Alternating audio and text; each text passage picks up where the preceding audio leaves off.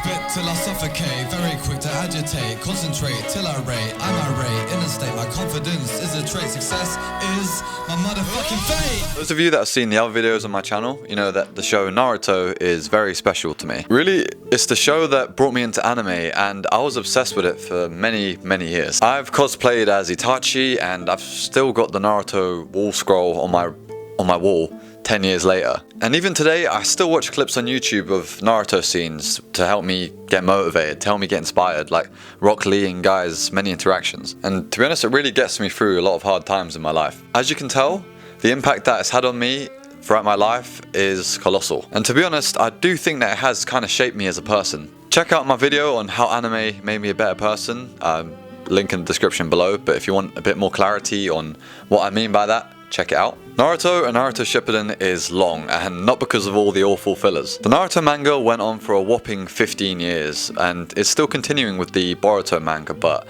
we don't talk about that here. In all that time, there are many moments which make you feel pumped, make you cry, and just generally strike a chord with you. And to be honest, it's happened quite a few times actually. However, there's one scene in particular in Naruto Shippuden which tops everything in terms of its message, meaning, and its personal significance, and I believe it's something that anyone can relate to. The scene in question is the Waterfall of Truth scene in Naruto Shippuden. During this part of the series, Naruto needs to access the Waterfall of Truth in order to fully unlock the 9 tails inside him, to unlock his Biju mode. He is warned that he must be ready for a tough challenge when he enters. Upon entering, he is faced with his dark self, the real him, the shadow. He challenges him, and Naruto and his dark self go toe to toe. Dark Naruto matches him in all his attacks and ultimately defeats him, which sends him back out. During this exchange, the Dark Naruto claims that he is the real Naruto, but Naruto denies this entirely. In your heart, I am you.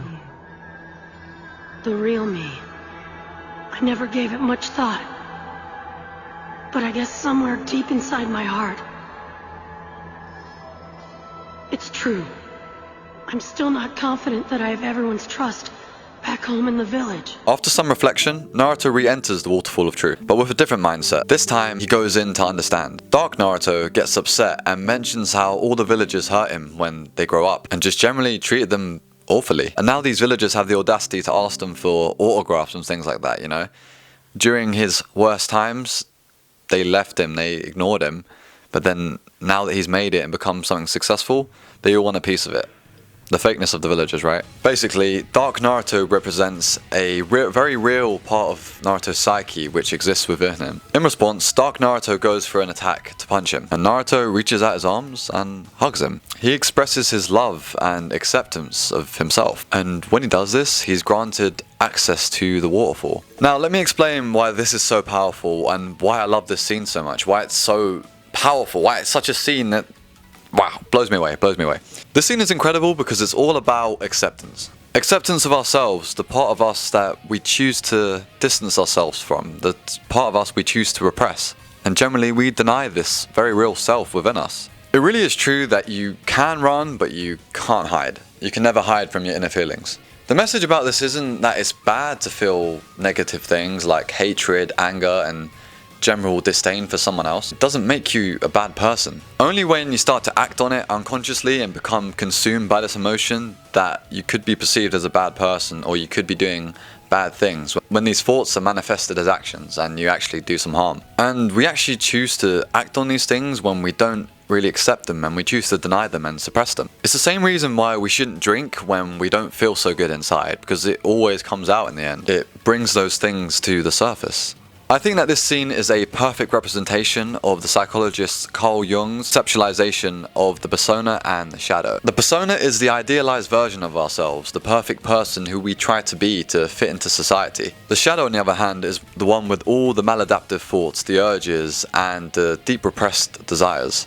Here resides all the thoughts and feelings that we feel deep down that we choose to suppress and distance ourselves from, because we can't really act like that in a society. We can't act like that to be the perfect version of ourselves. Naruto's dark self represented his shadow, and he represented his persona in this Waterfall of Truth. The power behind this metaphor, though, is when he decides to accept himself, the dark part of himself. Now, this process is actually known as integrating the shadow, And this happens when you have self-acceptance, and what you gain from this is being able to reach the deepest levels of your own psyche, to understand yourself more than you ever would before, because you've accepted yourself holistically for who you are, bad and good. In Naruto's case, he's literally able to go deep within himself to face the literal demon fox within him in order to take control of it. The more I look at it, the more amazing it really is. I'd be amazed if Kishimoto wasn't actually familiar with the concepts of Jung, because his work bears a striking resemblance to it. The take-home message for us, the audience, is that there's nothing inherently bad with bad or good feelings or thoughts.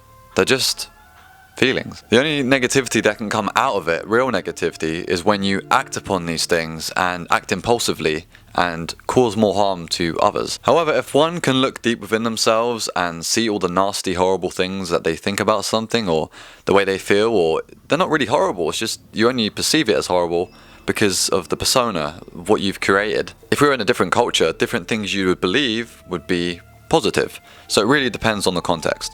So there's no real good or bad. Once you can say to yourself, I accept myself for who I am, how I feel about a situation, and look deep inside, and accept the feeling for just being a feeling, I believe that is true strength. So if you're ever dealing with difficult emotions, take a shower, meditate, and just look deep within yourself. You might be surprised at what you find. I've been Sir Lance, and have a great day. Adrenaline pumping through my veins, now I'm feeling the thrill. Call me Itachi, you won't see me. Tsukuyomi. Undeniable.